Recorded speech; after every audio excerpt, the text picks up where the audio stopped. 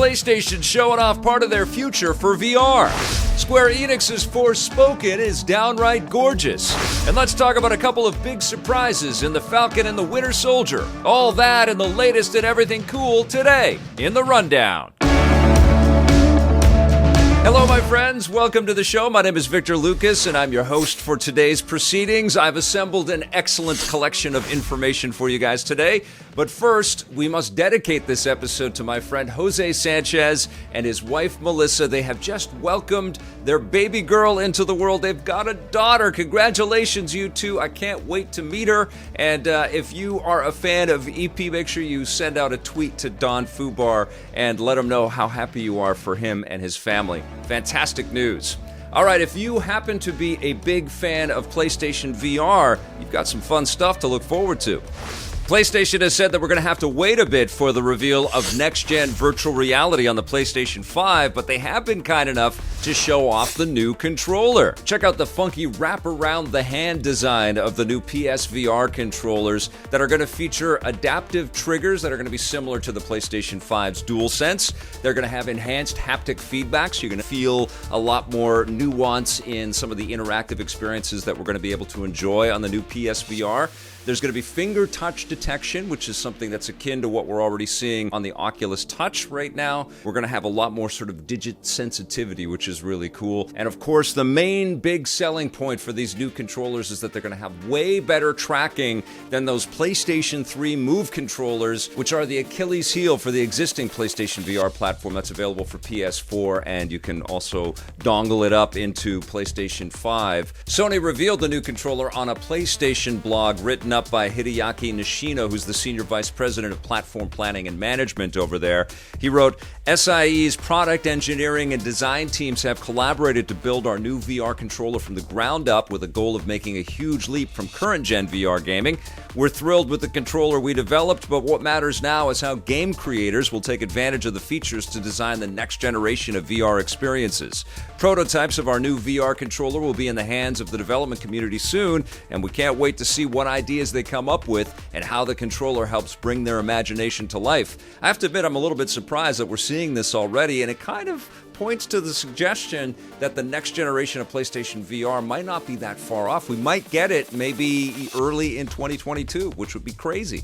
I've been a big fan of PSVR, but it does look like they're taking it very seriously, taking in all of the education, all the learning, all of the experience that the folks in the hardware team have had, and all of the feedback that people have given Sony to create something truly wonderful. I'm expecting very big things, as should you, out of the next generation of PlayStation VR.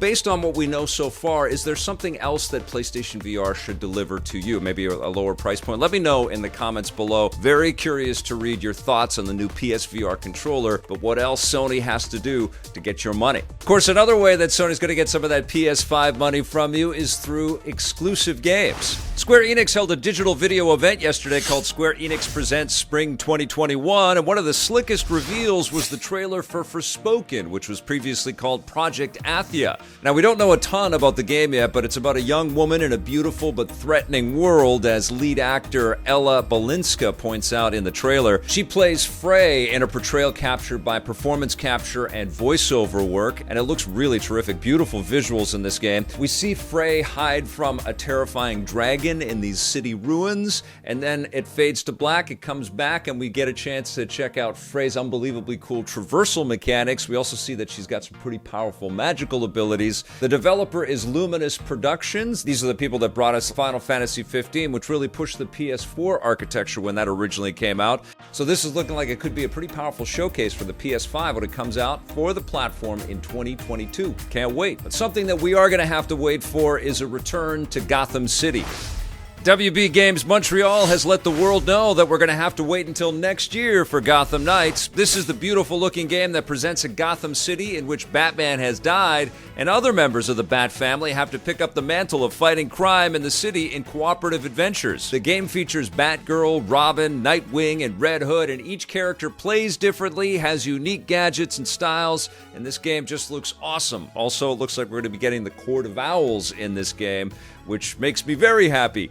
I suspect that the decision to delay the game was probably based heavily on the pandemic and working through this kind of stay-at-home period that all of us are dealing with, but also probably from some of the pretty big lessons that the entire industry is learning from the premature launch of Cyberpunk 2077.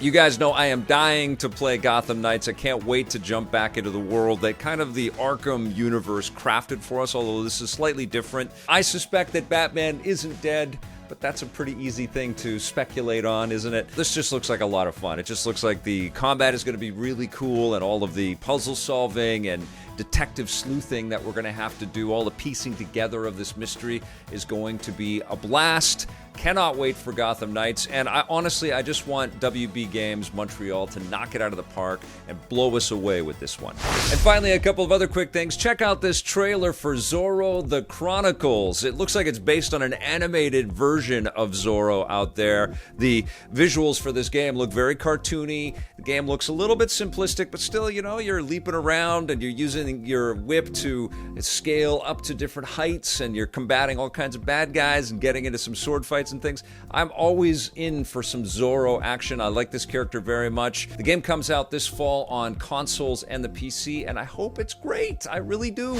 Also, our friends over at Prime Gaming shot me out a press release reminder that there's some very cool loot and some cool skins for games like Roblox and Rainbow Six Siege that Prime Gaming subscribers can pick up. But also, until March 31st, subscribers can claim 20 plus free SNK games, some classic fighting experiences in here. They put out a great trailer highlighting all of the awesome gameplay that's available for Prime Gaming subscribers out there. That seems like a pretty sweet deal to me. And I just want to leave you with one final thing, some spoilery observations on episode 1 of The Falcon and the Winter Soldier, which I loved. I thought it was great. It was a very interesting departure from the adventure that we had just gone on with WandaVision. This feels very much in line with what's happening in the core MCU movies. It feels like a movie as a TV show, as a matter of fact. I love that we got to see Sam's family in Louisiana. We got a little bit of a backstory there. I was also very pleased to see that Bucky Barnes, the Winter Soldier, is racked with guilt, still dealing with all the murder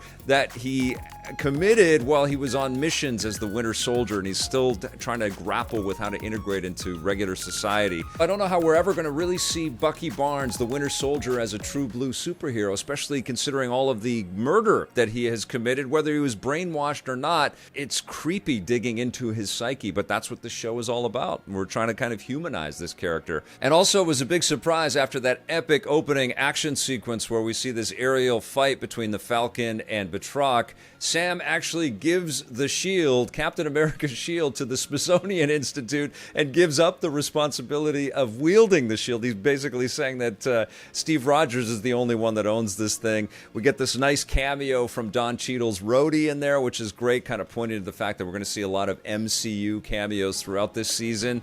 But it was kind of shocking.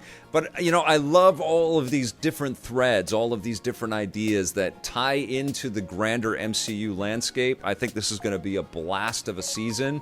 And I think this exercise, this experiment that Marvel has been doing with Disney Plus to create television properties that align perfectly with the films is paying off already. Can't wait for episode 2 of The Falcon and the Winter Soldier. All right, you guys, that's going to do it for the rundown today. Thank you so much for watching. I'll be back again on Monday with a fresh episode for you, so please come back for that. Have yourselves a fantastic weekend. Thank you to all of our subscribers and to all of our EPN members, and for everybody that comments down below and gives this video a thumbs up. Thank you. You all rock. We'll see you soon. And until then, play forever.